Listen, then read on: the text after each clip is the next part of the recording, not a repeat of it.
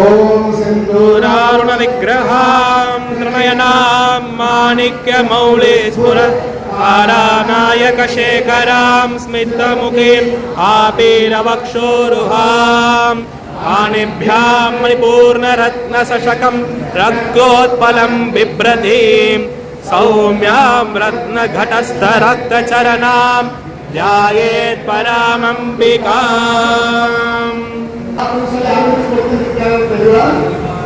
श्रीमाता श्रीमहाराज्ञै श्रीमत्सिंहासनेश्वरी चिदग्निकुण्डसम्भूता देवतार्घ्यसमुद्यता उद्यद्भानुसहस्राभा दुर्बाहुसमन्विता रागस्वरूप पार्शार्ट्या क्रोधाकारा कुशोज्ज्वला मनोरूपेक्षुभोदण्डा